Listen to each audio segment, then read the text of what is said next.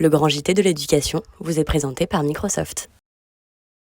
Un enfant sur 3 dans le monde est sollicité sexuellement sur Internet. 1 sur 5 est victime de violences sexuelles en ligne ou hors ligne. Un homme sur 6 a des attirances sexuelles pour les enfants. Et je n'emploie pas le conditionnel, c'est bien du présent, de l'indicatif.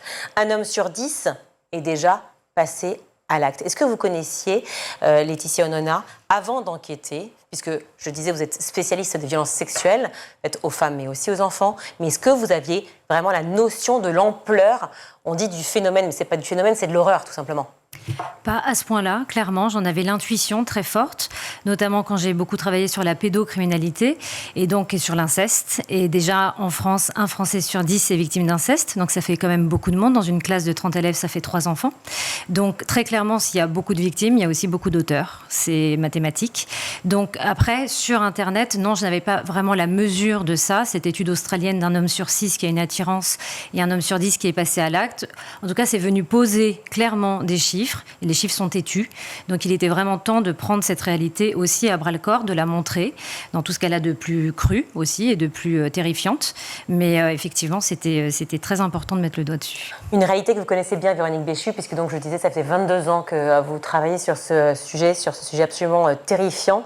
Est-ce qu'on est dans une phase qui est de plus en plus inquiétante, ou est-ce qu'on aurait tendance à dire que les États, les pouvoirs, les décisionnaires ont enfin compris qu'il fallait s'atteler à la tâche et donc ont mis en place des systèmes de protection de l'enfance un peu partout dans le monde?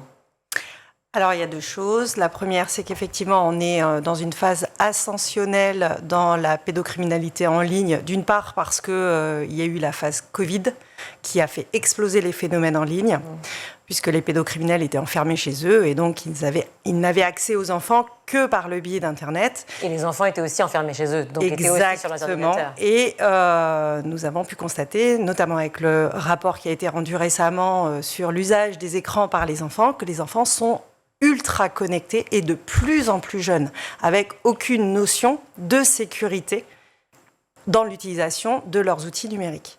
Donc il y a ça. Il y a un petit frémissement dans la prise en compte des choses, notamment en France, puisqu'il y a eu la création de ce nouvel office mineur en septembre 2023.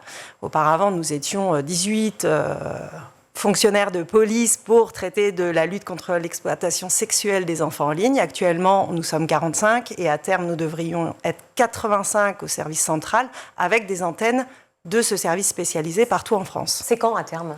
À terme, en 2025, on devrait déjà être 85. Et puis, il y a les créations donc, de ces sous-structures qui seront nos relais en territorial et avec lesquels nous allons travailler étroitement. Vous avez regardé le grand JT de l'éducation avec Microsoft.